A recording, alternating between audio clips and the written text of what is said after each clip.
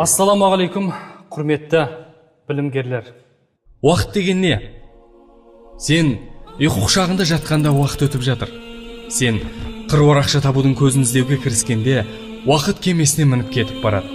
Жыл ай секілді, ай апта, апта күн, ал күн минуттар секілді. Бұл сенің санаулы уақытың келмеске кетіп жатыр деген сөз. Біздің өміріміздің ең құнды валютасы бұл уақыт. Уақыт қылыш секілді. Сен оны кеспесең, ол сені кеседі. Уақыт кез келген адамға өз деген істететін алпауыт күш. Саған әрбір күн сайын жаңа қиындықтар кездесуі мүмкін. Бұны өмірдің заңдылығы деп біл. Кейде өзіңнің туған туысқандарың сені жазықсыз жазғыруы мүмкін. Бірақ сен ешқайсымен қарым-қатынасын үзбе. Кешір оларды. Өйткені дүниеңе береке бітіп, өмір жасыңның ұзақ болуының кілті бұл. Уақыт жыл мезгілдерінен тұрады. Көктем сенің көктей құлпырған сәби кезің сияқты. Ал жаз пісіп жетілген жемістей жайнаған жігіттік кезің. Ал жапырағы сарғайған күз қауқары кеткен қарттығың іспетті. Ал айналаны аппақ қарға ораған қыз сенің соңғы киімің аппақ кебінің сияқты. Алайда қыстан кейін қайтадан көктем басталатын сияқты өмір өліммен аяқталмайды. Алда мәңгілік рахат не мәңгілік азап күтіп тұр.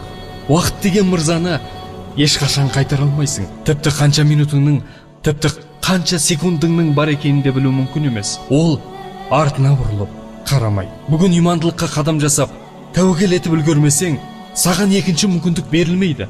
Ал біз адам ретінде өмірде басты мақсатымыздан айырылуымыз мүмкін. Ол бізді осыншама игілікке жеткізген. Тіпті кеше бізге жан беріп, ертең оны қайта алатын жаратушы иеміздің кім екенін тану және оның алдындағы міндеттерімізді түсіну. Әрбір арайлап атқан таңда сен Аллаға құлшылық жасап өміріңді жақсы жағына өзгертуің мүмкін. Сен әр ісіңде уақытқа тәуелдісің. Өміріңді жоспарлағанда күндер мен сағаттарға бағынасың.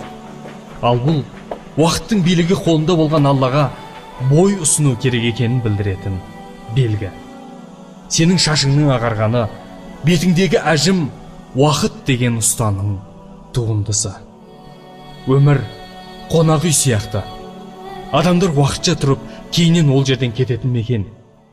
Өмірді көру керек деп, дәл сол жерде өлімге жолығып жатады кейбіреулер. Сен үшін бір-ақ рет берілетін өміріңнің аппақ парақтарын өз ризығыңның тарылуына тікелей себеп болатын күнәлармен былғап алма. Адамның ниеті ісімен анықталады. Менің есімім Жанаділ. Мен мұның бәрінде 25 жасымда ғана түсіндім. Сен мұны менен де ерте түсінетін шығарсың деген үміттемін. Саған сәттілік тілеймін, бауырым.